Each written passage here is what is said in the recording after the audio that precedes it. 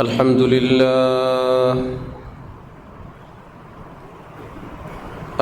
لله وكفى وسلام على عباده الذين اصطفى أما بعد فأعوذ بالله من الشيطان الرجيم بسم الله الرحمن الرحيم يا أيها الذين آمنوا اتقوا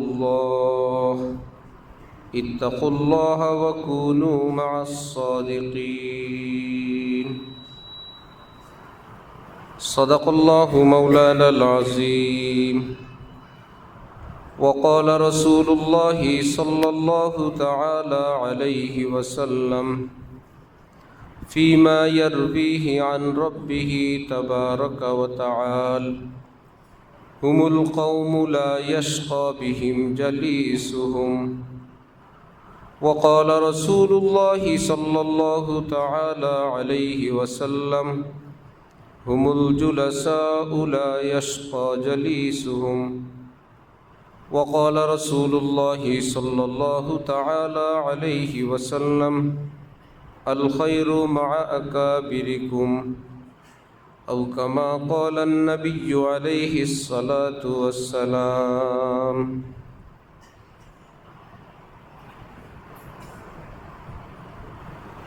মুআজ্জাজ হাজিরিন, আমি আল্লাহ পাক রব্বুল আলামিনের পবিত্র কালামের অংশ বিশেষ তিলাওয়াত করলাম এবং হযরত রাসূল করিম সাল্লাল্লাহু আলাইহি ওয়াসাল্লামের কয়েকখানা হাদিস শরীফ পাঠ করলাম। আল্লাহ পাক কোরআন শরীফ এবং হাদিস শরীফের কামিল হেদায়েত আমাদের সকলকে নসিব ফরমান। কোরআনে পাক এবং হাদিসে পাকের নূরে আমাদের জীবনকে সুন্দর করার, আলোকিত করার তৌফিক দান করেন। আলহামদুলিল্লাহ, ঐতিহ্যবাহী দ্বীনি শিক্ষা প্রতিষ্ঠান জামিয়া রাব্বানিয়া আরাবিয়ায় আজকের এই মজলিসে উপস্থিত হতে পেরে আল্লাহ পাকের কাছে শুকরিয়া আদায় করছি। আলহামদুলিল্লাহ। আল্লাহ পাক এই জামিয়াকে কিয়ামত পর্যন্তের জন্য কবুল ফরমান। এখানের এই খায়ের খুবই তালিম তরবিয়ত আল্লাহ পাক দিন দিন যেন সেটাকে আরও উন্নত করতে থাকার তৌফিক দান করেন।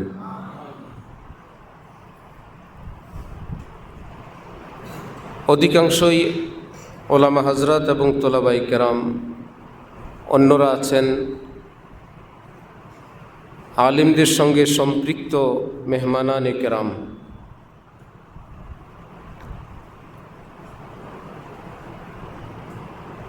আজকে আমরা আমাদের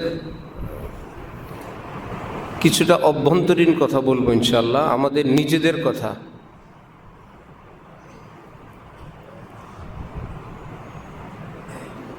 হাদিস শরীফে আছে আল উলামাউ ওয়ারাসাতুল আম্বিয়া, উলামায়ে কেরাম নবীদের ওয়ারিস।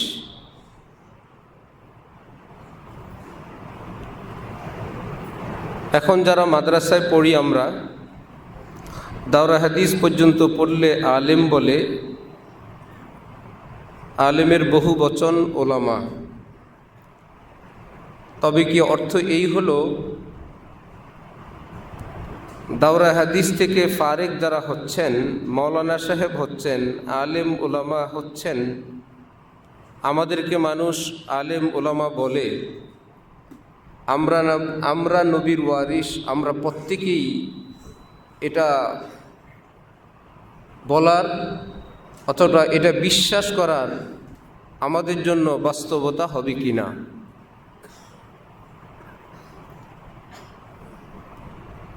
হাদিস শরীফে আছে আলেমরা নবীর ওয়ারিস। আমি তো আলেম, আমি নবীর ওয়ারিস। যদি এটাও মনে করা হয় যে হ্যাঁ হাদিসে আছে যা তাই তো, বুঝার জন্য তাহলে বলা হবে হাদিস শরীফে আছে আল হাসান ওয়াল হুসাইনু সাইয়্যিদা শাবাবি আহলিল জান্নাহ। হাসান হুসাইন জান্নাতের যুবকদের সর্দার, কারণ দুই নাতির নাম হাসান এবং হুসাইন। সেই দাদা যদি বলেন আমার দুই নাতির কথা হাদিসে আছে, কি আছে? আল হাসান ওয়াল হুসাইনু সাইয়্যিদা শাবাবি আহলিল জান্নাহ। হাসান হুসাইন জান্নাতের যুবকদের সর্দার। ওনার এই উক্তি কি সঠিক? হাদিসে আছে ফাতিমাতু সাইয়্যিদাতু নিসাই আহলিল জান্নাহ। ফাতেমা নারীদের, জান্নাতি নারীদের সর্দার। যে মেয়ের নাম ফাতেমা, সে কিংবা তার কোনো লোক একথা ধারণা করতে পারবে যে আমাদের ফাতেমার কথা বলা হয়েছে? নামে নামে মিলে গেছে, ফাতেমায় ফাতেমায়, কিন্তু এই ফাতেমা সেই ফাতেমা না। এই হাসান হুসাইন সেই হাসান হুসাইন। হ্যাঁ, এখানে তো ফিক্সড একটা জাত, নির্দিষ্ট ব্যক্তির জন্য এখানের হাদিস। আল উলামা ওয়ারাসাতুল আম্বিয়া, তো এরকম নির্দিষ্ট কারোর জন্য বলেন নাই যে এটা পরবর্তীতে কারোর জন্য যথাযথ হবে না। এটা তো কিয়ামত পর্যন্তের জন্য এই গেট তো ওপেন। হাসান হুসাইন তো নির্দিষ্ট, ওলামা তো আসতেই থাকবে, ওলামারা নবীর ওয়ারিস হইতেই থাকবে। হজরতওয়ালা করাচি আমাদের দাদা হজরত, আল্লাহ পাক হজরতের কবরকে নূর দ্বারা ভরপুর করে দেন। হজরতওয়ালা মাওয়াহিবে রব্বানিয়া কিতাবে বলেন, রসুল সাল্লাল্লাহু আলাইহি ওয়াসাল্লাম আল্লাহ পাকের কাছে বলেন, আল্লাহুম্মা ইন্নী আসআলুকা হুব্বাক ওয়া হুব্বা মান ইউহিব্বুক ওয়াল আমাল আল্লাযী ইউবাল্লিগুনি হুব্বাক। আয় আল্লাহ, আমাকে আপনার মহব্বত দান করেন, আপনাকে যারা মহব্বত করে তাদের মহব্বত দান করেন, ওই আমলের তৌফিক দেন যে আমল আমাকে আপনার মহব্বতের মাকামি নিবে, আপনার মহব্বত পর্যন্ত পৌঁছে দিবে। রসুল সাল্লাল্লাহু আলাইহি ওয়াসাল্লাম বলছেন আল্লাহ আমাকে সেটা দেন। অথচ কোরআন শরীফে আছে ওয়াল্লাযীনা আমানু আশাদ্দু হুব্বান লিল্লাহ, যারা ঈমানদার তারা সবচেয়ে বেশি আল্লাহকে ভালোবাসে। সকল ঈমানদারের মধ্যে সর্দার হলেন রাসূলুল্লাহ সাল্লাল্লাহু আলাইহি ওয়াসাল্লাম। আল্লাহর পরে সবচেয়ে বড় যিনি, তার মানে আল্লাহর চেয়ে সবচেয়ে বড়, আল্লাহর প্রেমী, আল্লাহর সবচেয়ে প্রেমিক যিনি পুরো পৃথিবীতে, আল্লাহর সবচেয়ে বড় প্রেমিক যিনি, তিনি হলেন রাসূলুল্লাহ সাল্লাল্লাহু আলাইহি ওয়াসাল্লাম। কোরআন শরীফে তো আল্লাহ পাক বলছেন সকল ঈমানওয়ালা আমাকে ভীষণ ভালোবাসে। আমাদের হযরত তর্জমা করেন সিরিয়াস ভালোবাসে। সর্বোচ্চ ভালোবাসা বোঝানোর জন্য হযরত বলেন ঈমানদাররা আমাকে সিরিয়াস ভালোবাসে। আল্লাহ বললেন তাহলে ঈমানদার যদি সিরিয়াস ভালোবাসে, আল্লাহওয়ালারা আরও বেশি ভালোবাসেন, আম্বিয়া ইকরাম তা আরও বেশি ভালোবাসবেন। তাহলে যিনি সর্দারুল আম্বিয়া, সকল নবীদের সর্দার, তিনি তাহলে কতটা ভালোবাসবেন আল্লাহকে। হযরতওয়ালা করাচি বলেন আল্লাহ পাক সংবাদ দিলেন ঈমানদাররা আমাকে ভালোবাসে। নবীরা তো অনেক ভালোবাসে, যিনি শ্রেষ্ঠ নবী তিনি তো সবচেয়ে বেশি ভালোবাসেন, কিন্তু সেই নবী বলছেন আমি আপনার কাছে আপনার মহব্বত চাই।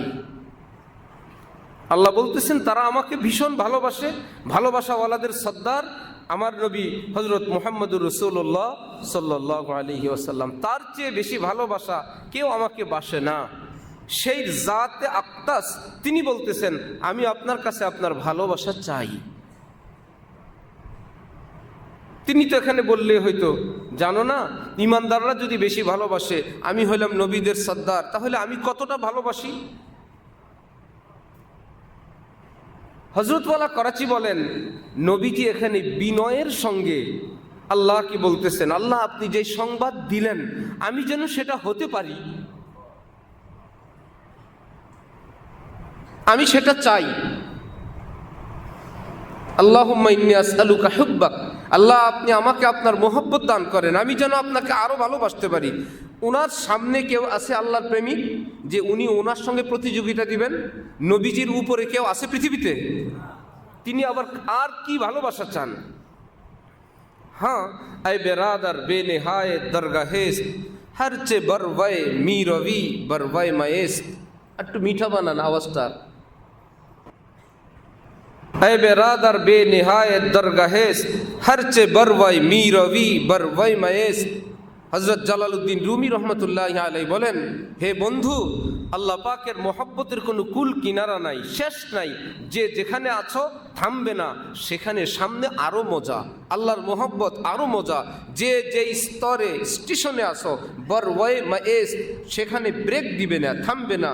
শুনো, আল্লাহর মহব্বত যদি বেনামাজি হয়, নামাজ পড়লে দেখবা অনেক মজা, সঙ্গে জিকির করলে দেখবা আরও মজা, তাহাজ্জুদ পড়লে দেখবা আরও মজা।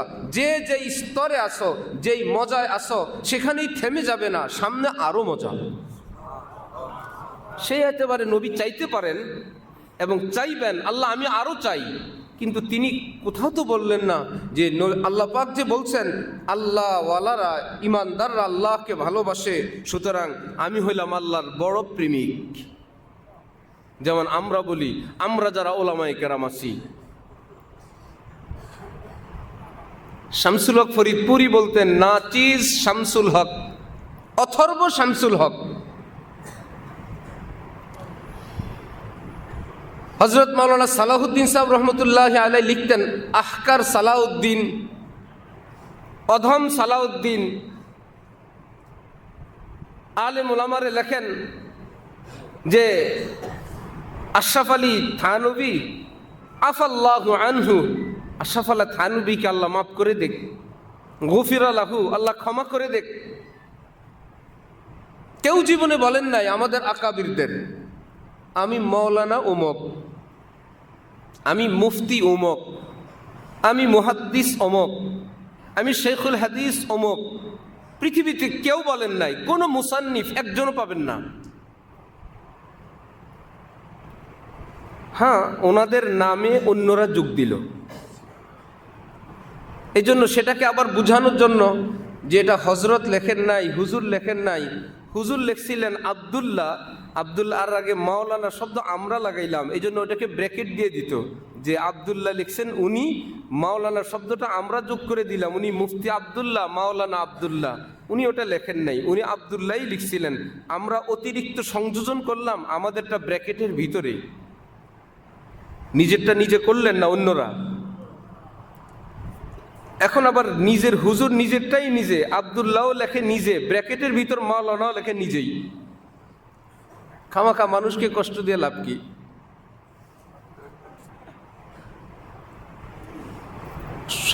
খালি আব্দুল্লাহও লেখে নিজে, আর মাওলানা আব্দুল্লাহ ব্র্যাকেটের মধ্যে সেটাও লেখে কে? নিজেই।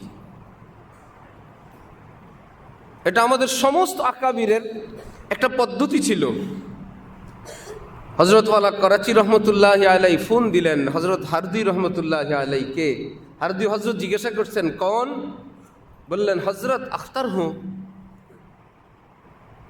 হযরত জি আমি কি? আমি আখতার, কিন্তু শব্দটা হয়েছে এরকম कौन? হযরত আখতার হুঁ।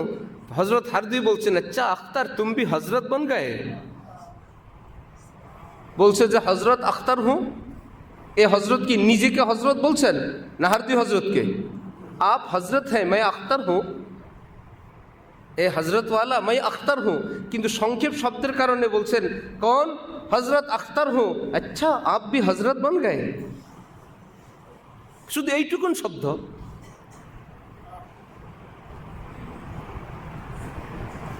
আমি শুরুতেই বলছি আজকে আমাদের কথা আমরা বলবো বেশি, অন্যরা যারা আছেন আপনারা এটা মনে করবেন এটা ওনাদের নিজেদের ব্যাপার সেবার বলছে, আমরা একটু শুনি।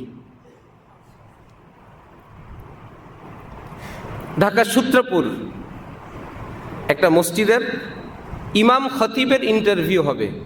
সেক্রেটারি সাহেব আমাদের খুব ঘনিষ্ঠ।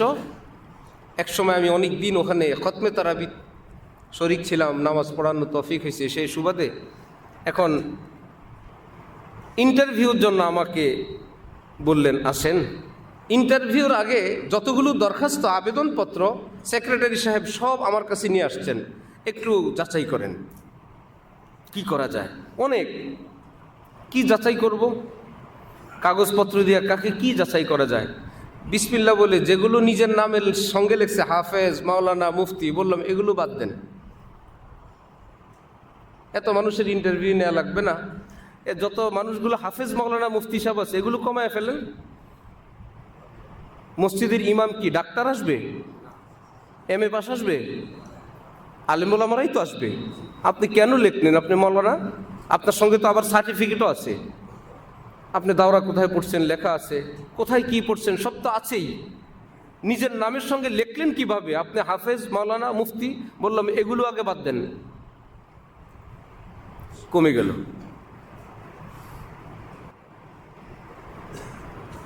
এক মুফতি সাহেবকে নাম জিজ্ঞাসা করা হইল, নাম কি? মুফতি মোহাম্মদ আবদুল্লাহ, ছদ্মনাম। আমি মজা করে বললাম আল্লাহু আকবার, আপনার মা বাবা কতটা দূরদর্শী ছিলেন, ছোট্টবেলা আপনার নাম লিখছেন মুফতি আবদুল্লাহ। বললেন না, মা বাবা তো নাম রাখছেন আবদুল্লাহ। বললাম কেউ নাম জিজ্ঞাসা করলে তো ওইটুকুনি, নাকি মুফতি আবদুল্লাহ, হাফেজ আবদুল্লাহ? হাফেজ সাহেবরা এটা বেশিও করে। হেফজখানা শিক্ষক, মক্তবের শিক্ষক ইন্টারভিউতে আসলেই নাম কি? হাফেজ মোহাম্মদ সৈয়দ আলী, হাফেজ মোহাম্মদ উমুক। কবে হাফেজটা বলবে অস্থির হয়ে যায়। আরে বাবা, তুমি হেফজখানায় খেদমত করতে আসছো, আমি তো কোনো কৃষক আনি নেই, এটা আমি জানি। একটু পরে তো তোমার ইন্টারভিউ হবেই, হাফেজ কেন বলো? হযরত সদর সাহেব রহমতুল্লাহ আলাই, শামসুল হক ফরিদপুরি রহমতুল্লাহ আলাই, উনি বলতেন হাকিমুল উম্মত আমার প্রত্যেকটা পশমের গোড়ায় গোড়ায় ইঞ্জেকশন দিছেন, কিছু রাখেন না আমার। প্রতিটা পশমের গোড়ায় গোড়ায় ইঞ্জেকশন দিছেন আমাকে মানুষ বানানোর জন্য। আজকে কেউ ইঞ্জেকশন খাইতে রাজি নেই, ভিটামিন খেয়ে সকলেই সুস্থ থাকবে। এই জন্য শায়েক ধরে এমন টাইপের, খুব মিষ্টি শায়েক, আগের থেকেই ঠিক করে কোন হুজুরের ব্যবহার ভালো, সবসময় হাসে, সবসময় হাসি খুশি থাকে, মুস্কি হাসি সুন্নত। শায়েক সবসময় সুন্নতের উপর থাকে। হাকিমুল উম্মত হযরত থানবী বলছেন, যে শায়েখের মধ্যে রাগ নাই, শাসন নাই, তরবিয়ত করতে জানে না, মুরিদ সবগুলো পচা যাবে, একটাও মানুষ হবে না। জামা পায়জামা গায়ে দিতে কয় পয়সার, তসবি হাতে নিতে কতক্ষণ লাগে, মাদ্রাসায় পড়লাম, এরপরে তার কথাই নাই। হযরত থানবী বলছেন, এই পৃথিবীতে যত ফিতনা ছড়াইছে সব মৌলবীদের দ্বারা। কোন মৌলবী? ওই সকল মৌলবী যারা নিজেকে কোনো কামেল আল্লাহওয়ালার হাতে গড়ে নাই, এদের দ্বারা, তরবিয়ত করে নাই। আল্লামা সৈয়দ সুলাইমান নদভী রহমতুল্লাহ আলাইকে শেখুল ইসলাম আল্লামা জফর আহমদ উসমানী চিঠি লিখছিলেন, কল রা বুগজার মর্দে হালে শো, পেশে মর্দে কামেলে পামাল শো। মাওলানা আর কত পণ্ডিতি দেখাবেন, এলমের বাহাদুরি আর কত দেখাবেন? একটু আরবি জানেন, বিশ্ব কাঁপাইতে পারেন, এই দিয়ে তো আল্লাহ পর্যন্ত পৌঁছতে পারবেন না। কোনো হক্কানি আল্লাহওয়ালার জুতা সোজা করবেন কবে? তার সামনে নিজেকে মিটাবেন কবে? পেশে মর্দে কামেলে পামাল শো। জফর আহমদ উসমানী তো জফর আহমদ উসমানী। কায়েদে আজম মোহাম্মদ আলী জিন্না মৃত্যুর আগে ওসিয়ত করলেন, আমার জানাজা যেন পড়ায় হযরত মাওলানা জফর আহমদ উসমানী। মোহাম্মদ আলী জিন্নার ব্যাপারে দুই রকমের মন্তব্য। উনি শিয়া ছিলেন, উনি তওবা করে মুসলমান হয়ে গেলেন। হযরত জফর আহমদ উসমানী বলেন, আমি কেমনে বুঝবো উনি কোন হালতের উপর মৃত্যু হয়েছেন, আর আমি ওনার জানাজা পড়াবো? মৃত্যুর পরে ওনাকে যখন বলা হইল, হযরত আপনাকে জানাজা পড়ানোর জন্য বলা হয়েছে, হযরত বললেন, আমি আগে ওনার চেহারা একবার দেখব, তারপরে সিদ্ধান্ত নিব। হযরত জফর আহমদ উসমানী কায়েদে আজম মোহাম্মদ আলী জিন্নার চেহারার উপর থেকে কাপড় সরায়া এক নজর তাকায় বললেন, ঠিক আছে, আমি জানাজা পড়াবো ইনশাআল্লাহ। তার মানে ওনার খবর হয়ে গেছে এই লোক সহি আকীদায় ঈমানের সাথে তার মৃত্যু নসিব হয়েছে। কি মানুষ ছিলেন তিনি! আবদাল হওয়ার জন্য ওনাকে প্রস্তাব দেওয়া হয়েছে। তিনি গিয়ে হাকিমুল উম্মতকে বলছেন, হযরত আমাকে আবদাল হইতে বলে। হযরত থানবী আবার নিষেধ করে দিচ্ছেন, না এই সমস্ত দায়িত্ব নিবা না। তিনি কি ছিলেন, ওনারা কি ছিলেন? আবদাল হইতে বলে। উনি আবার হযরত থানবীকে বলছেন, হযরত বলছেন না, আবদালের কোনো প্রমোশন নাই। যে আবদাল হয় সারা জীবন আবদাল হয়ে থাকা লাগে, এটা নিয়ে মরা লাগে। এই লাইন এটা মুশকিল, এটা নিও না। সে আল্লামা জফর আহমদ উসমানী সৈয়দ সুলেমান নদভীকে বললেন, কল রা বুকজার, মৌলানা পণ্ডিতি তো অনেক করেন, এলমের বাহাদুরি তো অনেক দেখান, একটু আরবি বক্তৃতা পারেন, আরবি লিখতে পারেন, বলতে পারেন, এই দিয়ে কি আল্লাহ পর্যন্ত বুঝবেন? কশ্চিন কালেও হবে না। হাকিমুল উম্মত থানবী লিখছেন, হক্কানি কোনো কামেল আল্লাহওয়ালার সুহবত ব্যতীত নূরে ফাহাম, নুরানি দিনের একটা সহি বুঝ কশ্চিন কালেও পয়দা হয় না। তাহাজ্জুদ পড়তে পারবেন, আউয়াবিন পড়তে পারবেন, দিনের খেদমত করতে পারবেন, কোরবানি করতে পারবেন, বয়ান করতে পারবেন, কিন্তু দিনের খাঁটি নুরানি বুঝ কশ্চিন কালেও পয়দা হবে না। নূরে ফাহাম কিসি ফানি ফিল্লাহ বাকি বিল্লাহ কি সুহবত কে বেদুন হাসিল নেই হতা। হাকিমুল উম্মত বলছেন, নুরানি বুঝ, নুরানি ফাহাম কোন ফানি ফিল্লাহ বাকি বিল্লাহ, অর্থাৎ কোন কামেল আল্লাহ ওয়ালার সুহবত ব্যতীত হাসিল হয় না। হযরত জফর আহমদ উসমানী লিখলেন সৈয়দ সুলেমান নদভীকে। সৈয়দ সুলেমান নদভী এত বড় মানুষ, বন্ধু এত বড় মানুষ পাঠাইলেন। এক পর্যায়ে একদিন গিয়ে হাকিমুল উম্মতের মজলিসে বয়ানে গেলেন। একদিন বয়ান শুনলেন, এক মজলিস বয়ান শেষ, আর নিজেকে ধরে রাখতে পারলেন না, পিলার জড়ায় ধরলেন। পিলার জড়ায় ধরে চিৎকার, जाने किस अंदाज से तकरीर की, फिर न पैदा शुभ है बातिल हुआ, आज ही पाया मज़ा कुरान में जैसे कुरान आज ही नाजिल हुआ। কি বয়ান শুনলাম আমি, মনে হয় এতদিন কোরআন হাদিস কিছুই পড়ি নাই, মনে হয় আসমান থেকে কোরআন আজকেই নাজিল হইল। কোরআনের বয়ান জীবনের প্রথম আজকে আমি শুনলাম। তারপর বলতেছেন, जी भर के देख लो ये जमाल जहां फुरूज, ये जमाल नूर फिर दिखाया न जाएगा। ए पृथ्वीबासीरा सुनो, ए हकीमुल उम्मत जीवन भर থাকবেন না, মন ভরে দেখে নাও। चाहा खुदा ने तो तेरी महफिल का हर चिराग जलता रहेगा, यूं ही बुझाया न जाएगा। আল্লাহ চাইলে হাকিমুল উম্মত আপনার হাতে প্রজ্বলিত এক একটা চিরাগ, এক এক মুফতি শফি, এক এক কারি তৈয়ব সাহেব, এক এক মাওলানা আথার আলী সাহেব, এক এক মুহিউসুন্নাহ আবরারুল হক সাহেব, এই পৃথিবীকে আলোকিত করবে তারা, এবং তাদের হাতে প্রজ্বলিত আল্লাহ ওয়ালারা পৃথিবীর কেউ নিভাইতে পারবে না একদিনের বয়ানে। অথচ সুলাইমান নদভী হযরত থানবীর বিরুদ্ধে পত্রিকায় লিখতেন। মাসিক ম্যাগাজিনে হযরত আশরাফ আলী থানবীর বিরুদ্ধে লিখতেন। শেখুল হাদিস জাকারিয়া সাহেব রহমতুল্লাহি আলাইহির বাবা হযরত মাওলানা ইয়াহিয়া কান্দলুবি हज़रत शेखुल हदीस साहब के बोलছিলেন, मौलाना अल्लाह वालाদের भूल धरो ना। क्यों? क्योंकि उनकी उल्टी भी सीधी होती है। বাহ্যিকভাবে দেখবা এরা উল্টা করতেছেন, খোঁজ নিয়ে দেখবা এটাই ভাও, এটাই সঠিকটা। তোমার ব্রেন, তোমার দিমাগ উল্টে আছে, এই জন্য উল্টা মনে হয়। এক অশিক্ষিত লোক কিছুই জানে না, বিদেশ গেছে, ওখান থেকে আসছে, দেখতে বড় অফিসারের মতো দেখা যায়, গাড়িতে বসছে, পত্রিকার হকার এসে বলল পত্রিকা, বাংলাও পারে না। ওই আবার এই বেটার চেহারা দেখে জিজ্ঞাসা করছে, স্যার বাংলা দিব না ইংলিশ? এ ভাবছে দোনোটাই তো একই সমান, বাংলাও পারি না ইংরেজিও পারি না। ছবিগুলো দেখি বসে বসে, বললো ইংলিশ দাও। যেমনি দিছে এমনি উল্টায় ধরছে। পত্রিকার যে এবিসিডির মাথা কোন দিকে পা কোন দিকে সেটাও খেয়াল করে না, এটা উল্টায় ধরে অনেকক্ষণ যাবৎ দেখলো যে একটা ট্রেন একদম ছাদটা নিচের দিকে, চাক্কাগুলো উপরের দিকে। পাশের লোকটাকে বলতেছি, ইস এত সুন্দর একটা ট্রেন কিভাবে অ্যাক্সিডেন্ট করলো? ট্রেন অ্যাক্সিডেন্ট করছে না, নিজে অ্যাক্সিডেন্ট করছে, নিজের অ্যাক্সিডেন্ট ট্রেনের কান্দে দিয়ে দিছে। আমাদের এলেমের বাহাদুরি হলো এইটুকুন, আমরা মনে করি অমুক হজরত কি ভুলের মধ্যে আছেন, অমুক হুজুর অমুকে ভুলের মধ্যে আছেন, তিনি ভুলের মধ্যে নাই। খোঁজ নিয়ে জানা গেল আমি নিজে ভুলের মধ্যে।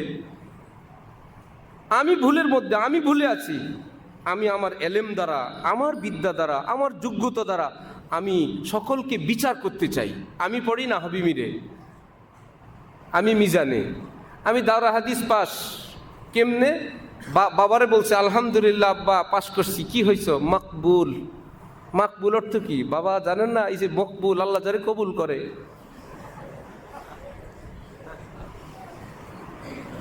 উনি মকবুল হয়েছে, বাবারে বুঝে শুনে মিষ্টি মুষ্টি খাইছে, উনি মকবুল হয়েছে, পাশ হয়েছে। আর জাইয়েদ জিদ্দান হলে তো আর কথাই নেই। বাবা অনেকে পাশ করছে মকবুল, কেউ জাইয়েদ, আমি জাইয়েদ জিদ্দান হয়েছি। জাইয়েদ অর্থ ভালো, জিদ্দান অর্থ অনেক ভালো আব্বা। জাইয়েদ জিদ্দান মানে জম্মের ভালো। আমি ওই রেজাল্ট করছি। তো বাবা তো সাধারণ মানুষ, মিষ্টি মুষ্টি খাওয়াইছে এলাকায়, খুব খুশি, আমার ছেলে জাইয়েদ জিদ্দান হয়েছে। উনি আলেম হয়েছে, উনি ভুল ধরে আলেমদের, ফকিহদের, আকাবিদদের। ভুলটা কি ওই আলেমদের না নিজের? নিজের। সৈয়দ সুলাইমান নদভী উনি তো এরকম জাইয়েদ জিদ্দান না, উনি তো বিশ্বসেরা মুমতাজ আলেম, পৃথিবী বিখ্যাত আলেম। এই জন্যই তো হাকিমুল উম্মতের ব্যাপারে ওনার কলম ধরার সাহস হয়েছে, লিখছেন। মজলিসের পর হজরত থানবীর কাছে গেলেন, হজরত আমি বায়াত হব আপনার কাছে। এক মজলিসে বা কয়েকটা বয়ান শোনার পর হজরত থানবীর কাছে গিয়ে বললেন আমি বায়াত হতে চাই। হজরত থানবী তো থানবী, তিনি বললেন পত্রিকায় লিখবেন আমার বিরুদ্ধে, গোপনে এসে বায়াত হবেন। দেশবাসী জানবে আপনি আমার বিরুদ্ধে লেখেন, আবার গোপনে এসে বায়াত হয়ে যাবেন। তাওবাতুস সিররি বিসসির, তাওবাতুল আলানিয়া বিল আলানিয়া।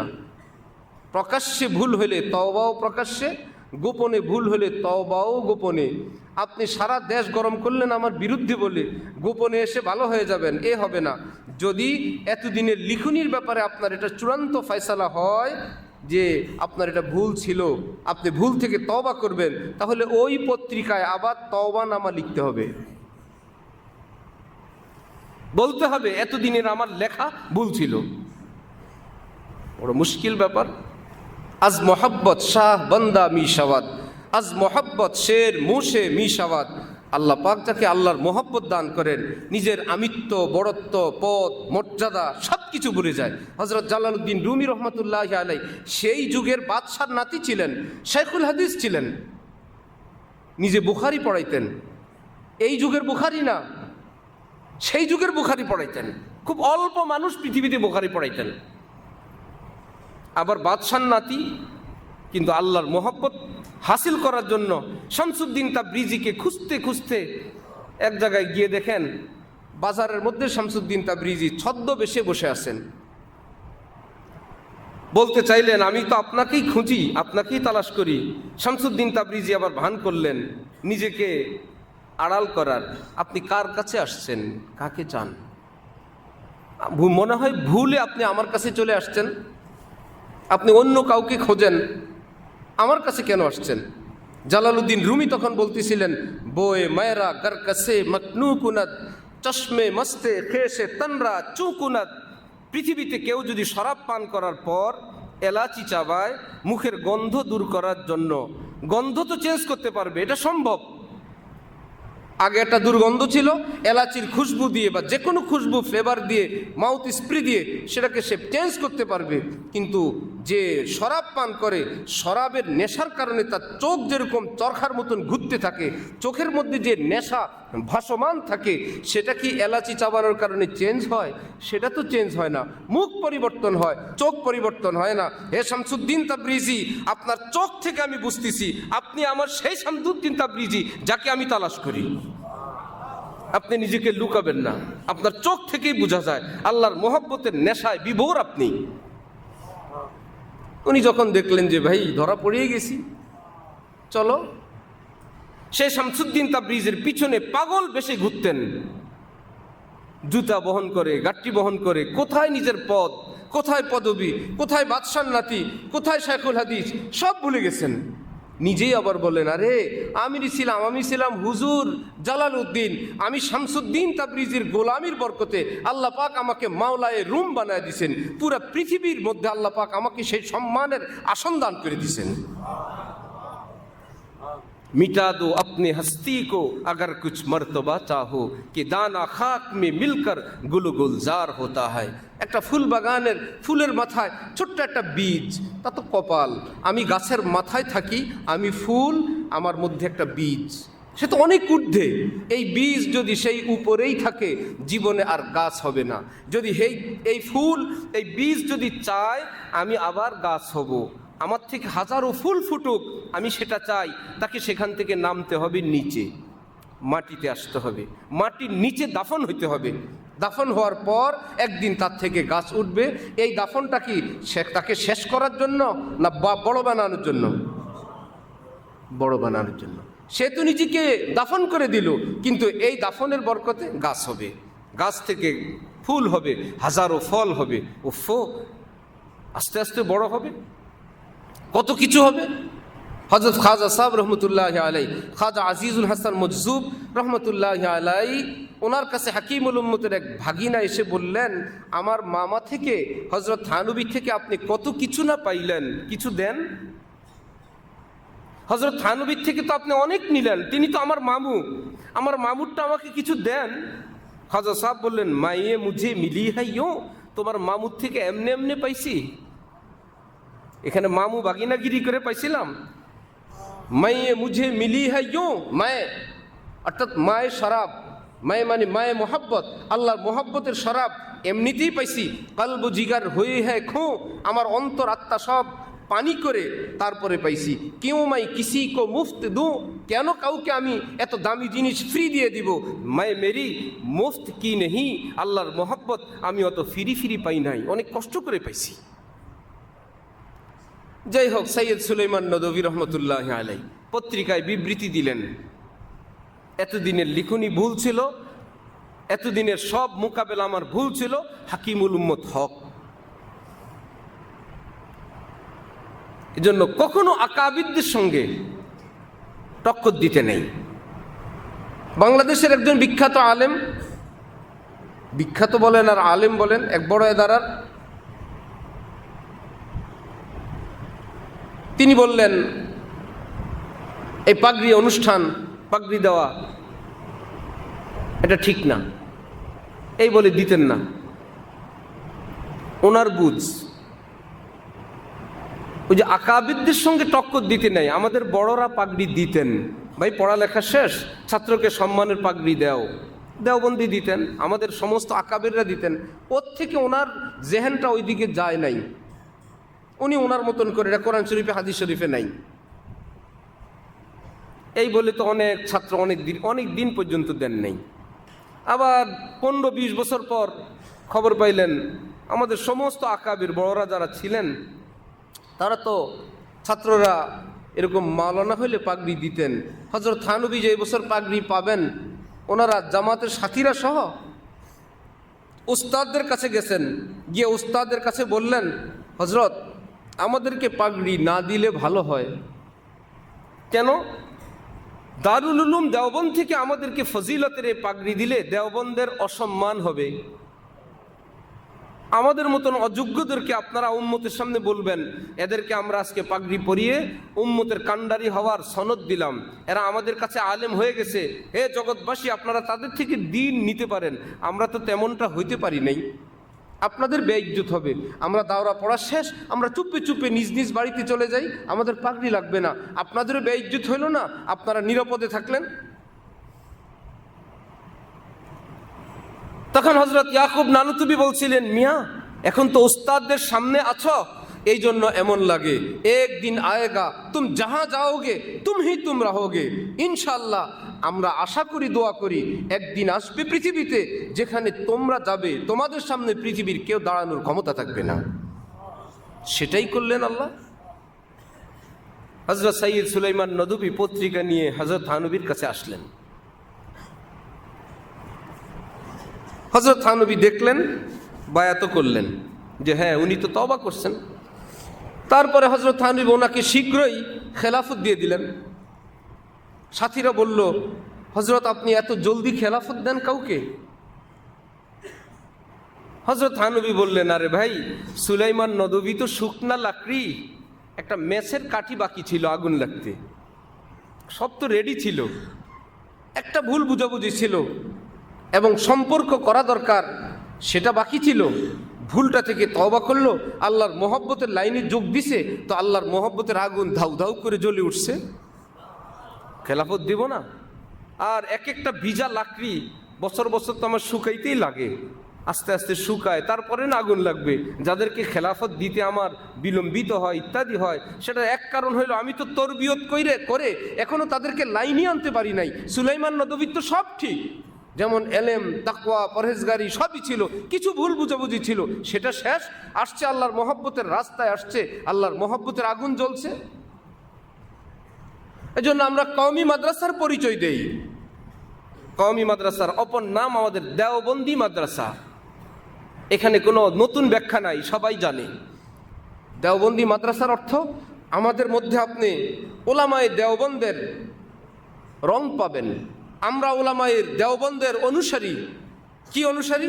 দ্বীনের যে সমস্ত ব্যাখ্যা তারা করেন, আমরা সেই ব্যাখ্যাকে ফলো করি। কারণ পৃথিবীতে ইসলামের ব্যাখ্যা বহু রকম, অনেক রকম।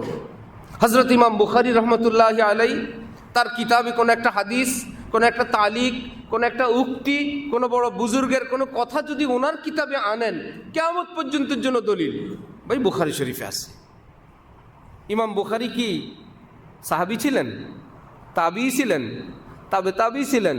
ওনার জন্ম তো 194 হিজরিতে। নবীজি মক্কা শরীফ থেকে যেই বছর মদিনায় আসলেন, 13 বছর নবুয়তের পার হবার পর, নবী হওয়ার 13 বছর পর মদিনায় আসলেন, সেই বছর হইল হিজরি 1। সেই বছর হিজরি 1 হইল 194 হিজরিতে ইমাম বুখারী পৃথিবীতে আসছেন। আল্লাহ পাক তাকে কবুল করলেন, পৃথিবী তাকে কবুল করছেন। তিনি যদি বলেন পৃথিবীর কেউ নাই ইমাম বুখারীর হাদিস তাহকিক করে, আছে যে ইমাম বুখারী সঠিক বললেন কিনা? উনি তো আর নবী না, উনি তো সাহাবী না, উনি তো তাবিঈ না, উনি একজন ব্যক্তি, উনি বললে আমরা মানবো, এটা তো ঠিক না। উনি কার থেকে হাদিস আনলেন আমরা একটু খোঁজ খবর নেই। কেউ না, সবাই বলে এই টেস্ট করা লাগবে না, আপনার বহুত টেস্ট করা আছে, বরং ফার্স্ট ক্লাসের টেস্ট, ওনার উপরে আর কোনো টেস্ট নাই। এর চাইতে বড় ল্যাবরেটরি নাই পৃথিবীতে। ইমাম বুখারীর ল্যাবরেটরিতে টেস্ট করা, আপনি বাংলাচুরের ল্যাবরেটরি নিয়ে সেখানে যায়েন না। উনি বলছেন মেনে নেন, এবং বিশ্ববাসী মানে, সেটা যেমন একটা হুজ্জত পৃথিবীতে। ইমাম বুখারী বলছেন ঠিক। এই শেষ এই যুগে এসে আল্লাহ পাক এই ভারত উপমহাদেশের জন্য, বিশ্ববাসীর জন্য একটা জামাত, ওলামায়ে কেরামের একটা জামাত দান করছেন, ওলামায়ে দেওবন্দ, যাদের ব্যাপারে আওলাদে রসুল সৈয়দ আতাউল্লাহ বুখারী রহমতুল্লাহি আলাইহি বলতেন, এই হাকিউল উম্মত, এই হযরত শাইখুল ইসলাম মাদানী, এই শাইখুল হাদিস মাওলানা জাকারিয়া, এই হযরত আল্লামা আনোয়ার শাহ কাশ্মীরি, এই খলিল আহমদ সাহারানপুরি, এই মুফতি শফি, এই কারি তৈয়ব সাহেব, এরা কি? এরা মানুষ নামের ফেরেশতা। সৈয়দ আতাউল্লাহ বুখারী বলতেন, আমার তো মনে হয় এরা সাহাবীদের গ্রুপের লোক। সাহাবা কা কাফেলা যা রাহা থা ইত্তেফাক সে পিছে রাহ গিয়া। এরা সাহাবীদের দলের সদস্য ছিলেন, ঘটনাক্রমে এরা পিছনে পড়ে। এদের নাম হয়েছে ওলামায়ে দেওবন্দ। তাদের এলমের গভীরতা, এদের তাকওয়া, এদের তাহারাত, এদের উম্মতের ফিকির, এদের স্বচ্ছতা, এদের তাওয়াজু, আল্লাহর মোহাব্বত, এটা দেখলে মনে হয় যেন তারা সাহাবীদের জামাতের মানুষ। এই ওলামায়ে দেওবন্দ এই পৃথিবীতে আল্লাহ পাক তাদেরকে এতটা মকবুল করছেন, এতটা মাহবুব করছেন, পুরো পৃথিবী তাদের এলমের সামনে, তাদের তাহকিকের সামনে, তাদের ফতোয়ার সামনে মাথা অবনত করতে বাধ্য। আমরা ওলামায়ে দেওবন্দ, আমরা কওমি মাদ্রাসা মানি, আমরা পৃথিবীর অন্য কারো ব্যাখ্যা বিশ্লেষণ না। আমরা আমাদের এই ওলামায়ে দেওবন্দ, এই আকাবের দেওবন্দের ফতোয়াকে আমরা ফলো করি। এই জন্য আমাদের নাম কওমি, আমাদের নাম দেওবন্দি। এই ব্যাপারে কি একমত আছি না সবাই? কি অর্থ এটার? যে পৃথিবীতে বহু ব্যাখ্যা আছে। মুতাজিলা ছিল, খারিজি ছিল, মুরজিয়া ছিল, কাদরিয়া ছিল, শিয়া ছিল, এখন কত আছে, সকলের বিরুদ্ধে, সকল ফিতনার বিরুদ্ধে আমাদের এই ওলামা হযরতরা যেই সম্মিলিতভাবে যেই ফয়সালা দিলেন, আমরা সেটাকে অনুসরণ করি, আমরা তাদের মত এবং পথের অনুসারী, এর অর্থই তো দেওবন্দি। কিন্তু আজকে এখন কওমি মাদ্রাসা হচ্ছে এমন যে কওমি মাদ্রাসায় উর্দু পড়ানো হয় না, এই বলে পড়ানো হয় না কোরআন হাদিস আরবি আর আমরা বাঙালি, উর্দু পড়ে লাভ কি? খুব সহজ কথা তো, কোরআন হাদিস আরবি, আমরা বাঙালি, উর্দু পড়ে লাভ কি? উর্দু পড়ে লাভ হলো আপনি না দেওবন্দি আলেম হবেন। আমরা কি খালি মাদ্রাসায় পড়ি না কওমি মাদ্রাসায় পড়ি? কওমি মাদ্রাসায়। আমরা খালি মাদ্রাসায় পড়ি না, আমরা কওমি মাদ্রাসায় পড়ি। তার মানে আমাদের হাদিসের ব্যাখ্যা বলেন, ফতোয়া বলেন, ফারায়েজ বলেন, জটিল জটিল কঠিন বিষয়ে সিদ্ধান্ত বলেন, আমরা আমাদের বুজুর্গানি দিন ওলামায়ে দেওবন্দ যেই ব্যাখ্যা বিশ্লেষণ রেখে গেছেন আমরা সেটা মানি। ওনাদের এলমের ৯৫% উর্দুতে, ফার্সিতে। ওনারা যে ব্যাখ্যা বিশ্লেষণ করে গেলেন সেটার ৯৫% উর্দুতে, ফার্সিতে। আল্লামা আনোয়ার শাহ কাশ্মীরি একসময় বলতেন, উর্দুতে কিসের এলেম? কাশ্মীরি তো কাশ্মীরি না। উনি বলতেন উর্দুতে কি এলেম, এলেম তো আরবিতে। একবার হাকিমুল উম্মত হযরত থানবীর তাফসিরে বয়ানুল কোরআন পড়ার পর আল্লামা আনোয়ার শাহ কাশ্মীরি সারা জীবনের উক্তি থেকে তওবা করে বলতেন, উর্দুতে এত বড় এলমের সাগর আছে, এটা তাফসিরে বয়ানুল কোরআন একবার পড়লে আমি বুঝে গেছি। হাকিমুল উম্মতের প্রায় ২০০০ কিতাব, সব উর্দুতে। এখন উর্দু পড়ে না, একটা উর্দু কথা বললে জানে না, তাহলে অটোমেটিকলি উপরের জামাতে গিয়ে সরা সুরহাত যখন কিনবে, উর্দু তো পারে না, কোনটা কিনবে? আরবিটা। কে লেখছে? এক আহলে হাদিস, গায়রে মুকাল্লিদ। মিশরে কিতাবের মেলা হয়, আমরা খবর পেলাম, আল্লাহ, মেলা তো হয়, সব কোরআন হাদিসের ব্যাখ্যা গ্রন্থ, ওটা কাদিয়ানীদের লেখাও আছে, শিয়াদেরও আছে, বড় বড় মোটা মোটা ডিজাইন করা সুন্দর কিতাব। যারা জানে না সুন্দর করে কিনে নিয়ে আসবে। আহলে হাদিসদের তো অভাব নেই, শিয়াদের আছে, কাদিয়াদের আছে, অনেক নষ্ট আকীদাওয়ালাদের কিতাবও সেখানে আছে, উঠাইছে, যার যেটা নেওয়ার নিবে। তাহলে আপনি যখন উর্দু ফার্সি থেকে ছুটি হয়ে যাবে, অটোমেটিক আপনি নির্ভর করবেন এই, আপনি কামালাত আশরাফিয়া পড়তে পারবেন না, তাফসিরে বয়ানুল কোরআন করতে পারবেন না, আপনি উসওয়ায়ে রাসূল আকরাম পড়তে পারবেন না, হাকিমুল উম্মতের ইসলাহি নেসাব, ইসলাহি ইনকিলাবে উম্মত একটা কিতাব, এক দারুল ইফতার প্রধান, তিনি বলেন, আমি আমার ১২ বছরের এলেমকে যদি এক পাশে রাখি, হযরত থানবীর ইসলাহি ইনকিলাবে উম্মতের এলেমকে যদি এক পাশে রাখি, আমি দেখি এর চাইতে বেশি এলেম আল্লাহ এই কিতাবে দান করছেন। এত উলুম, এত মারেফ, আপনি সেখান থেকে মাহরুম, দিকভ্রান্ত এক মানুষ হবেন। যেমন আলিয়া মাদ্রাসা, আরবির থেকে আনে বাংলায় বলে, কত সহজ, কিন্তু অ্যাক্সিডেন্ট হলো কত বড়। বাংলাদেশের এক প্রসিদ্ধ আলিয়া মাদ্রাসা, সেখানে ওই আরবির থেকে আনে আর বাংলায় দেয়, দিতে দিতে এলেম, আমল, আখলাক, চরিত্র নষ্ট হইতে হইতে এখন এমন হয়েছে সেটার ক্যাম্পাসে এই পরিমাণ ছাত্র শার্ট প্যান্ট পরে যায়, এই পরিমাণ ছাত্র দাঁড়ায় পেশাব করে, তাদের জন্য ওই আলাদা দাঁড়ায় পেশাব করার জন্য ওই রকম ব্যবস্থা রাখা আছে মাদ্রাসায়।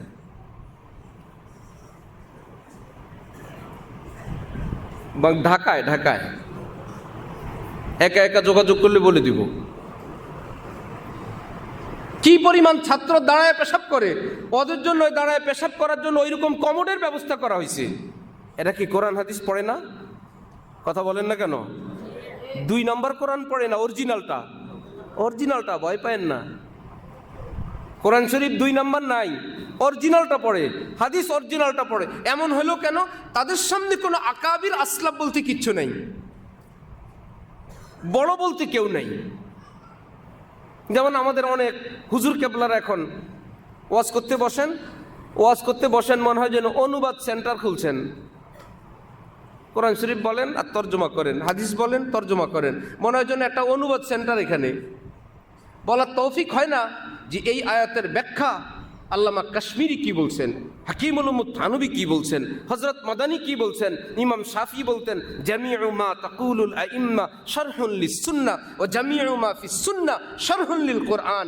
আইম্মা ইসলামের যত ব্যাখ্যা বিশ্লেষণ করেন এই সবগুলো হাদিসের ব্যাখ্যা, আর হাদিসের মধ্যে যত রকমের ব্যাখ্যা আছে সব হলো কোরআনে পাকের ব্যাখ্যা। এখন নিজে নিজে কথা বলি, একটা আয়াত আপনি যদি অনুবাদ করলেন আপনার থেকে, আপনার নাহু দিয়ে, সরব দিয়ে, আরবি কি বলে গ্রামার দিয়ে, তাহলে আপনি আপনার চোখ দিয়ে কোরআন হাদিস দেখলেন। আর আপনি যদি বলতেন যে না আমি আমার চোখ দিয়ে না, মুফতি শফি সাহেব মারিফুল কোরআনী কি লিখছেন, হযরত থানবী বয়ানুল কোরআনী কি লিখছেন, তাফসির ওসমানীতে কি লিখছেন, আমি আমার চোখে বলবো না। আপনাদের ধারণা কি শেখুল ইসলাম আল্লামা তকি উসমানী সাহেবের বাবা মুফতি আজম পাকিস্তান মুফতি শফি সাহেব কোরআন শরীফের তাফসির পারতেন কিনা বলেন? উনি মারিফুল কোরআন লিখছেন, আপনাদের সামনে আছে। মারিফুল কোরআনের পৃষ্ঠায় পৃষ্ঠা লিখবেন আজবায়ানুল কোরআন, আজবায়ানুল কোরআন, আজবায়ানুল কোরআন। ভাইয়ারা এই তাফসির আমার না, আমি তাফসিরে বয়ানুল কোরআন থেকে আনছি ভাই, আমি জানি না। আপনি লিখলেন তাফসির, আপনি আবার আরেক ঠিকানা কেন দেন ভাই? কোরআন শরীফের ব্যাখ্যা করা এটা আমার কাজ না। বড় হাকিমুল উম্মত থানবী যে ব্যাখ্যা করলেন, আমি তাফসির লিখলাম এই জন্য যে আমার দেশের সহজ সরল মুসলমানদের একদম কাছে নিয়ে যাব। বয়ানুল কোরআন তো অনেক উপরের মানুষের জন্য, ফতোয়া বিভাগে যারা দারুল ইফতা পড়ে তাদেরকে পড়ায়, উপরের জামাতের ছাত্ররা পড়ে, যে সেটা তো অনেক বড়দের। সাধারণ মুসলমানরা যেন কোরআন হাদিস কিছুটা বুঝে, এই জন্য আমি আমার মারিফুল কোরআন লিখলাম সহজ সরলভাবে। বাকি তাফসিরগুলো আমি নিয়ে আসছি, দেখাই আছে ঠিকানা, আমি বয়ানুল কোরআন থেকে আনছি। বয়ানুল কোরআনের শুরুতে দেখেন কি বলে, তাফসির জালালাইনের শুরুতে দেখেন কি লেখে, কতগুলো কিতাবের নাম লেখা জালালাইন শরীফের প্রথম পৃষ্ঠায় আছে কিনা? উপরের জামাতে তালেব ইলম ভাইরা জালালাইন এর কিতাবের উপরে কোন কোন কিতাব থেকে জালালাইন ওয়ালা তাফসির আনলেন এর একটা লিস্ট আছে কিনা? উনি পারেন না। ইমাম জালালউদ্দিন সৈয়দী কোরআন হাদিস পারেন না। আবার উনি কেন বড়দের থেকে আনতে হয় বুঝাইলেন, এরা আমার না ভাই, বড়রা তাদের চোখে দেখছেন কোরআন হাদিসকে, আমি তাদের চোখে দেখা ব্যাখ্যা আমি নিয়ে আসলাম, আমি জানি না। যেতে যেতে আপনি কোথায় যাবেন? আপনি ইবনে কাসিরে যাবেন, ইবনে কাসিরওয়ালা বলবে একটাও আমার না, সাহাবী তাবিঈনের কালামের নিচে আমি কিচ্ছু বলি না। সাহাবীরা কি কোরআন তাফসীর নিজেরা করতেন? কোশ্চিন কালেও না। আয়াত নাজিল হইল ওয়া রাফা'না লাকা যিকরাক, সাহাবীরা নবীজির কাছে আসছেন। আমাদের মিজান জামাতের ছাত্ররা, নাহবি মিরের ছাত্ররা, মাওলানা সাহেবরা তো আছেন, যারা নাহু সরব পড়ছেন, ওয়া রাফা'না লাকা যিকরাকের তরজমা কে না পারে? সবাই পারে কিনা? সাহাবীরা বলেন তরজমা দিয়ে তো কোরআন হয় না, কোরআনের উপরে কিছু থাকে, ভিতরে কিছু থাকে, নিজেদের মতন ব্যাখ্যা করলে হবে না। নবীজির কাছে গেলেন, সাহাবাই কেরাম যাদের সামনে কোরআন নাজিল হয় তারা রাফা'না লাকা যিকরাকে তাফসীরের জন্য নবীজির কাছে গেলেন। নবীজি বললেন কি? বললেন যে শুনো, আমার কাছে আয়াত নাজিল হয়েছে, কিন্তু আল্লাহ পাক এখনো এটার চূড়ান্ত ব্যাখ্যা আমাকে বলেন নাই। যার উপর কোরআন নাজিল হইল তিনি বলেন কোরআন আসছে, তাফসীর এখনো আসে নাই, জিবরিল আসুক তাকে জিজ্ঞাসা করব। জিবরিল আমিন আসলেন, জি জিবরিল তুমি বলো কি দিয়া গেলা? জিবরিল আমিন বলে সরি, আমাকে লজ্জা দিবেন না, আমি কি অত কিছু জানি? আমারে প্যাকেট দেয়, আমি আপনারে প্যাকেট দিয়ে যাই, ভিতরে কি আছে তা তো আমি জানি না, আমি আল্লাহকে জিজ্ঞাসা করব, আল্লাহর কাছে জানতে চাইব। জিবরিল আমিন আসলেন আল্লাহ থেকে জেনে, এইবার বললেন আল্লাহ পাক বলছেন এই আয়াতের মধ্যে আল্লাহ পাক এই কথা বলতে চান ওয়া রাফা'না লাকা যিকরাক, আমি আপনার আলোচনাকে ঊর্ধ্বে উঠাইলাম। মানে কি? মানে আল্লাহ পাক বললেন আমার নবীকে বলবা, আয় ইযা যুকিরতু যুকিরতা মাই, হে নবী এই পৃথিবীতে যেখানে আমি আল্লাহর নাম উচ্চারিত হবে সেখানে আজ থেকে আপনার নাম উচ্চারিত হবে। এটা তো নাই আয়াতে ওয়া রাফা'না লাকা যিকরাকের মধ্যে, উপরে উপরে তো নাই, ভিতরে তো ছিল। সাহাবীরা নিজেরা কোরআন থেকে বলতেন না, নবীজি বলতেন না। আমরা নাহু সরব দিয়ে তর্জমা করি আর দেখি সবই তো বল, ওয়াকতুলুহুম হাইসু সাকিফতুহুম, যেখানে পাও ওয়াকতুলুহুম করো। হ্যাঁ হুজুরা তো ওয়াকতুলু করে না, জাহিদু করো, হুজুর তো করে না। নাহু সরব দিয়ে ইসলাম, আরবি গ্রামার দিয়ে ইসলাম। এজন্য আমার ভাই, আমাদের এটা মনে প্রাণে কথা স্থির রাখা দরকার। আমরা মাদ্রাসায় পড়ে আমরা স্বাধীন না। আমাদের মহান আকাবির যে ব্যাখ্যা বিশ্লেষণ করে গেলেন, আমরা সেই ব্যাখ্যা বিশ্লেষণের অনুসারী। বলবেন সেই ব্যাখ্যা আমরা কেন মানব? একটা সহজ উদাহরণ, বজলুল মজহুদ কিতাব, আবু দাউদ শরীফের ব্যাখ্যা গ্রন্থ, উস্তাদ হজরত খলিল আহমদ সাহারানপুরি, ছাত্র শেখুল হাদিস জাকারিয়া। উস্তাদ লেখান, ছাত্র লেখে। ছাত্র শেখুল হাদিস জাকারিয়া সাহেব রহমতুল্লাহ আলাইহি একদিন স্বপ্নে দেখলেন রাসূলুল্লাহ সাল্লাল্লাহু আলাইহি ওয়াসাল্লাম বলছেন, জাকারিয়া তোমার উস্তাদ খলিল আহমদকে বলবা সাহারানপুরীকে হাদিসের এই ব্যাখ্যাটা পরিবর্তন করে এই ব্যাখ্যা লিখতে। শেখুল হাদিস সাহেব ঘুম থেকে জাগলেন গভীর রাতেই রওনা হইলেন যে নবীজির খাপ উস্তাদজিকে বলার জন্য হাদিসের ব্যাখ্যা আমি লিখতেছি, এটা চেঞ্জ করতে হবে।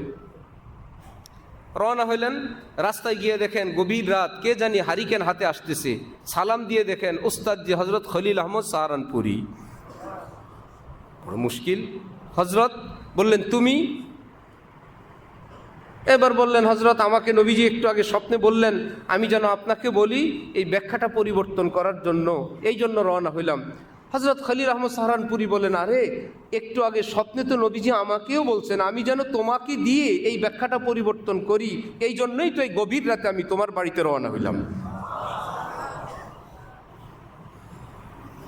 ওনাদের ব্যাখ্যা ভালো লাগে না, আপনার আমার নিজেদের ব্যাখ্যা ভালো লাগে? নাহু সরফের ব্যাখ্যা কোনো এক মাসআলা।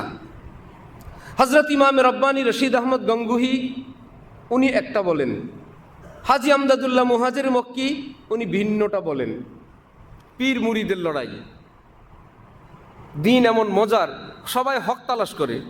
ভাই তোমার কাছে দলিল থাকলে দাও, দিলেন, আমারটা নাও, তোমারটা নাও। তার মানে হকটা আমরা কবুল করা পর্যন্ত যাব, এটা হলো টার্গেট। এক পর্যায়ে বললেন, দুজন ছিলেন ওই মাকামওয়ালা আউলিয়া কেরামের এক স্তর আছে, একটা জামাত আছে, যাদের যখন তখন চোখ বন্ধ করলে রসুল সাল্লাল্লাহু আলাইহি ওয়াসাল্লামের জিয়ারত আল্লাহ পাক তাদেরকে দান করেন। দুজন ছিলেন ওই মাকামের। এখন হাজি সাহেব বললেন, এ রশিদ আহমদ, নবীজি বললে মানবা? বললেন, আমি তো মানবো, আপনি মানবেন? আমি মানবো। দুজন, ঠিক আছে, চোখ বন্ধ করো। চোখ বন্ধ, বিসমিল্লাহ। কিছুক্ষণ পর চোখ খুললেন, কি বলছে? তোমারে কি বলছে? সুবহানাল্লাহি ওয়া বিহামদি। আমার ব্যাপারে হযরত গঙ্গুহি বলতেছেন, আপনাকে বলে নাই? হযরত আগে হাজি সাহেব বললেন, আমার ব্যাপারে তোমারে বলে নাই ইস বুড্ডে কো মত ছেড়ো, বুড়ার পিছনে পড়বা না, বলছেন আপনারে? তোমারে আমার পিছনে লাগতে না তোমারে নিষেধ করছে না? তুমি আমার পিছনে লাগছো কেবল আমারটা ভুল ভুল ভুল ভুল, আমার ব্যাপারে বলছে তোমারে চুপ থাকার জন্য। হযরত গঙ্গুহি বললেন, আমার ব্যাপারে কি আপনারে কিছু বলে নাই? এই ব্যাপারে কি বলে নাই? ये जवान जो कह रहा है बिल्कुल सही कह रहा है। এই জওয়ান মুফতি রশিদ আহমদ যেটা বলে তার ফতোয়া সহি, আপনার এটা বলে নাই? কোথায় ওনারা? হাজি আমদাদুল্লাহ মুহাজির মক্কি রহমতুল্লাহ আলাই ইংরেজদের বিরুদ্ধে যুদ্ধ করেন। যখন পরিস্থিতি জটিল দেখলেন যে এখন আর যুদ্ধ চালায় যাওয়া মুশকিল, কারণ কমপক্ষে দুশ্মনের তুলনায় অর্ধেক শক্তি হইলে আল-আনা খাফফাল্লাহু আনকুম ওয়া আলিমা আন্না ফীকুম যাফা, এই আয়াত থেকে কিয়ামত পর্যন্ত জন্য ফিক্সড দুশ্মনের অর্ধেক শক্তি যদি নিজেদের থাকে সামর্থ্য, তাহলে জেহাদ ফরজে আইন, আর না হলে প্রস্তুতি নেওয়ার বিধান। জেহাদি গিয়া মরার জন্য না, জিতার নিয়তে যাওয়া লাগবে, জেতার প্রস্তুতি নিয়ে যাওয়া লাগবে। নাই কিছুই, এখনই জেহাদে রওনা হবে। আল্লাহ। হাজি আমদাদুল্লাহ মুহাজির মক্কি রহমতুল্লাহ আলাই, ওনাদের জামাত, ইমামে রব্বানী রশিদ আহমদ গঙ্গুহিদের জামাত, কাসেম নানুজবিদের জামাত আত্মগোপনে চলে গেলেন। ইংরেজদের বিরুদ্ধে এই মুহূর্তে আমরা যুদ্ধ করে পারবো না, আমাদের এখন আত্মরক্ষা করা দরকার। পরবর্তীতে আমরা নতুনভাবে ফিকির করব কি করা যায়, যেটা সেই কি করা যায় রেজাল্ট দারুল উলুম দেওবন্দ, সেটার রেজাল্ট এই রাব্বানিয়া, সেটার রেজাল্ট সারা পৃথিবীতে কওমি মাদ্রাসা। ইংরেজদের বিরুদ্ধে যখন সম্মুখ যুদ্ধে দেখলেন বহুত শয়তান, বহুত চালাক। দেখেন না কয়েকদিন আগে আমরা দেশে আন্দোলন হইল, ইন্টারনেট নাই, বন্ধ হয়ে গেছে, বন্ধ করে দিছে, সবাই চুপ, যত শক্তি ছিল শেষ। তার মানে আমি আপনি আন্দোলন করব, নেট বন্ধ করে দিলে হ্যাকার বসায় দিব, মোবাইল শেষ করলে এমন বোম নামছে, এই মোবাইল এই সিমটা কার কাছে, বোম এখান থেকে ছাড়বে পাখির মতন উঠতে ঘুরতে ঘুরতে, যারটা তার কাছে গিয়া আবাবিল পাখিকে ওই পাথরের মতন ওখানে গিয়া ফুটবে। ছোট্ট একখান জিনিস রেখে দিবে মসজিদের কোনায়, মাদ্রাসার কোনায়, পুরো এলাকার অডিও ভিডিও সব চলে যাচ্ছে। সেটাও লাগবে না, আপনার হাতের মোবাইল থেকে ওনারা, মোবাইল বন্ধ তারপরেও ওখান থেকে তথ্য যাবে। এই প্রযুক্তির পৃথিবীতে একটু বুঝ জ্ঞান খাটায় তো যুদ্ধ করা লাগবে।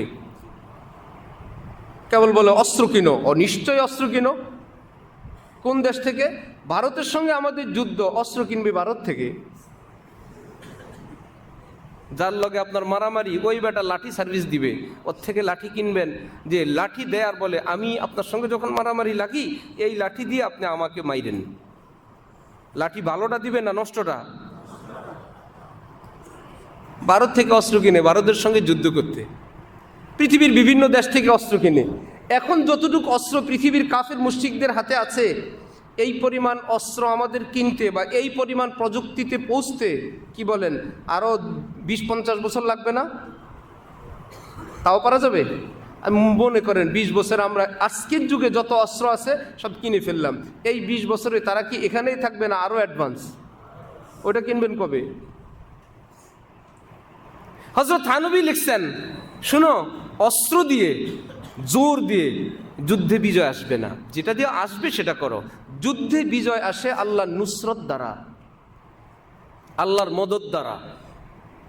আফগানিস্তানের তালেবানের হাতে বিশ্বের সেরা সন্ত্রাসী বাহিনী আমেরিকার বাহিনী যে পরাজিত হইল, অস্ত্র ছিল কিছু তালেবানের হাতে? কাবলিওয়ালা মোল্লা যাইতেছে, ওরা ওখানে প্যান্ট পরে টাট্টি বাইরিতে যাইতেছে। কেবল বিমানের ছাদে কোনো পাগল উঠে? পৃথিবীতে দেখছেন বিমানের ছাদে উঠা বলে আমি বাবো? আফগানিস্তান যখন তালেবান দখল করলো, বিমানের ছাদে উঠে বসে আছে, কি ব্যাপার, আমি আমেরিকা যাব। মাথা ঠিক আছে না পাগল হয়ে গেছে? আল্লাহ এই পরিমাণ আযাব গজব দিছেন, হিতাহিত জ্ঞান হারায় ফেলছে, বিমানের পাখায় উঠে বসে রয়েছে, কোনোটা ছাদে উঠে বসে রয়েছে। কি ব্যাপার, যে পিছন দিক থেকে আসলে আমি শেষ। আল্লাহ পাক হাকিমুল উম্মত থানবী বলেন, নুসরতের দ্বারা আল্লাহ পাক বিজয় দান করেন। আসমান থেকে যখন আল্লাহ মুসরত দেন, মদত করেন, আর আল্লাহর নুসরত, আল্লাহর মদত আসার ওয়াহিদ রাস্তা, একটা রাস্তা, ইত্তেবাই শরীয়ত। শরীয়তের উপর টান টান চললে আল্লাহ পাক এই ক্ষুদ্র বাহিনীকেও আল্লাহ পাক বিজয় দান করেন। আর যদি শরীয়তের উপর না চলেন, তাহলে যত চালাকি করবেন মাইর। আমরা পড়ে গেছি সেই চালাকির পিছনে, আল্লাহ থেকে নেওয়ার বুদ্ধি না শিখে এখন চালাকির পিছনে ছুটছি। এই জন্য কিছুটা ইসলামিক, কিছুটা গণতান্ত্রিক, কিছুটা পশ্চিমা, কিছুটা দক্ষিণা, কিছুটা উত্তরা, কিছুটা ইউরোপিয়ান, কিছুটা ইন্ডিয়ান, সব পলিসির লোকে বুদ্ধি করে আমরা এখন মনে করতেছি আমরা দেশ আমরা চালাবো। আল্লাহ বলেন এই বুদ্ধিতে কাজ হবে না, যোগাযোগ আমার সঙ্গে করো, আমি ব্যবস্থা করব। আল্লাহ আমাদেরকে তৌফিক দান করেন। হাজী আমদাদুল্লাহ মুহাজির মক্কি রহমতুল্লাহ আলাই আত্মগোপনে গেলেন ওনার একজন মুরিদ নবাব রউ আবদুল্লাহ তার বাড়িতে। সতর্কতার জন্য উনি বাড়ির পাশে একটা ছোট্ট রুমের মধ্যে ওনাকে থাকতে দিলেন। কিভাবে জানি ইংরেজরা বুঝে ফেলছে, কেউ তথ্য দিছে হাজী আমদাদুল্লাহ মুহাজির মক্কি অমুক বাড়িতে থাকেন। চতুর্দিক থেকে ঘেরাও করছে, ঘেরাও করে ভিতরে গেছে বড় অফিসার, নবাব সাহেবের সঙ্গে খুব খাতির, কেমন আছেন, ভালো। পুরা বাহিনী চুপচাপ কেবল বাড়িতে খুঁজতেছে। নওয়াব সাহেব দেখাইতেছেন, উনি তো বুঝছেন, পুরা ঘর দেখছেন, আপনার এই রুম তো অনেক সুন্দর, সেই রুমটা কেমন, এই রুমটা কেমন, মাশাআল্লাহ এটা সুন্দর। উদ্দেশ্য হলো হাজী সাহেবকে খোঁজে। সব কিছু দেখার শেষ বললেন, ওই দিকে কিসের ঘর? নওয়াব সাহেবের তো কলিজায় পানি নাই। বললেন ওখানে আমার আস্তাবল ঘোড়া রাখি, পাশে একটা ঘর, আমি মাঝে মাঝে গিয়ে বসি। যেখানে একটু আগে তিনি হাজী আমদাদুল্লাহ মুহাজির মক্কি দেখে আসছেন। ইংরেজ অফিসার বললেন চলেন দেখি। রাও আব্দুল্লাহ সাহেব নিয়ে গেলেন। একটু আগে তিনি হাজী সাহেবকে রেখে আসছেন। উনি লজ্জায়, আল্লাহ আমার শায়েখ আজকে আমার বাড়ির থেকে ইংরেজের হাতে গ্রেফতার হবে, কি হবে আমার। আল্লাহ আল্লাহ করতে গিয়ে দেখেন একটা তসবিহ আর যায় নামাজটা আছে, আর কেউ নাই। ইংরেজ অফিসার দেখে টেকে কিছু বলতেও পারে না, কারে খুঁজতে আসছে, চুপচাপ চলে বের হয়ে যারা তথ্য দিল তাদেরকে খুব ধমকা ধমকি গালিগালাজ, আমি পুরা বাড়ি খুঁজছি কিছু নাই। এরা চলে যাওয়ার পর নবাব আব্দুল্লাহ আবার ওখানে গেলেন। আল্লাহ আমার শায়েখকে কি তাহলে কেউ নিয়েই গেল গোপনে? গিয়ে দেখেন উনি যায় নামাজে বসে আছেন। হযরত একটু আগে আপনি কোথায় ছিলেন? আমি তো এখানেই ছিলাম, তোমরা দুইজন আসছিলে, আমি তো দেখছিলাম। উলাইকা আবাই ফাজিনি বিমিসলিহিম। এই সমস্ত আকাবিরদের আমরা অনুসারী। যার বাবা বড় হয় ছেলের কলিজা বড় থাকে, আমরা এই বাপের সন্তান, আমরা এই বাপের উত্তরসূরি। আমার ভাইয়েরা, আজকে আমরা ওলামায়ে দেওবন্দ বলি, আজকে আমরা আমাদের আকাবিরদেরকে ভুলতে শুরু করছি। আমরা কাদের অনুসারী এ কথা নাই, মাদ্রাসায় কোনো আলোচনা নেই যে আমরা অমুক পড়ার অনুসারী, অমুকের এলেম এই, অমুকের মালফুজাত এই, অমুকের বাণী এই, অমুক হজরতের কিতাব এই, অমুকের তাফসির এই। ছাত্ররা কমপক্ষে 2টা 10টা 5টা তাফসির শিখবে, বলবে এটা হাকিমুল উম্মত বলছেন, ইমাম কাশ্মীরি বলছেন, এটা কাসেম নানুতুবি বলছেন, এটা মুফতি শফি সাহেব বলছেন, এটা হজরত কারি তৈব সাহেব বলছেন। একটার থেকে একটা আপনার আমার হাজার ওয়াজের চেয়ে কোনো আল্লাহ ওয়ালার রেফারেন্সে যদি দ্বীনের কথা বলা হয়, সেই দ্বীনের মধ্যে আল্লাহ, কথার মধ্যে আল্লাহ আসমান থেকে নূর দান করেন, পাওয়ার দান করেন। हज़रत थानवी बोलते हैं, मैं उलमाए कराम और तलबाए कराम को एक वसीयत करता हूँ कि मेरे इल्म पर मगरूर न हो। আমি আলেম তালেবে আলেমদেরকে আমি ওসিয়ত করব, শুধু নিজের জ্ঞান গরিমা এলেম কালাম এটা দিয়ে ধোকাগ্রস্ত হয়েও না, क्योंकि उसका कार आमद होना मौकूफ़ है अहलुल्लाह की खिदमत सोहबत और उनकी नजर इनायत पर। শুনো, তোমার এই এলেমটা এটা কাজে লাগবে যদি কোনো কামেল আল্লাহওয়ালার সোহবত খেদমত, তার নজরে এনায়েত, তার দোয়া নসিব হয়। হজরত মাওলানা শামসুল হক ফরিদপুরীর ব্যাপারে প্রসিদ্ধ ছিল যে হজরত সালাউদ্দিন সাহেব রহমতুল্লাহি আলাইহির জন্য বলতেন, যায় নামাজের মধ্যে সেজদার মধ্যে পড়ে বলতেন, আল্লাহ আমার সালাহুদ্দিনকে কবুল করেন, আল্লাহ আমার সালাহুদ্দিনকে কবুল করেন। যেই ছাত্রের ভাগ্যে এত বড় আল্লাহওয়ালার এই দোয়া কপালে জুটে, যে উস্তাদ যায় নামাজে বসে বসে সেজদায় পড়ে বললেন আল্লাহ আমার সালাহুদ্দিনকে কবুল করেন, সেই সালাহুদ্দিন তাহলে কি হয় শুনেন কি হয়। শামসুল হক ফরিদপুরী বলতেন, কিয়ামতে যদি আল্লাহ আমাকে জিজ্ঞাসা করে কি নিয়ে আসছো, আমি বলবো আমি খালি হাতে আসছি, আমার কিচ্ছু নাই। দুইজন তালেবে ইলম আল্লাহ, এরা আমার কাছে একটু পড়ছিল, এরা যদি পরিচয় দেয় আমি শামসুল হক তাদের উস্তাদ লাগি, আল্লাহ এই মাওলানা সালাহুদ্দিন আর এই শেখুল হাদিস মাওলানা আজিজুল হক, এই দুইজন তালেবে ইলম যদি আপনার ভালো লাগে, আল্লাহ এদের উসিলায় এদের উস্তাদ আমি শামসুল হককে আপনি মাফ করে দেন। কি হয়ে গেলাম আমরা? অভিভাবকরা এমন হইলো মনে হয় যেন মাদ্রাসায় এলেম কালাম বেচা কিনা হয়।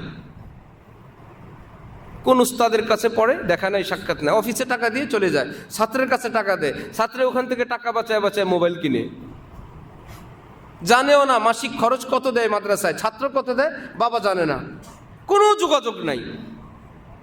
আচার আচরণ তো আছি দোকানদারের মতন, রাস্তাঘাটের মতন, একদম নিচু, মনের জন্য টাকা দিয়ে আপনি এলেম দিবেন না।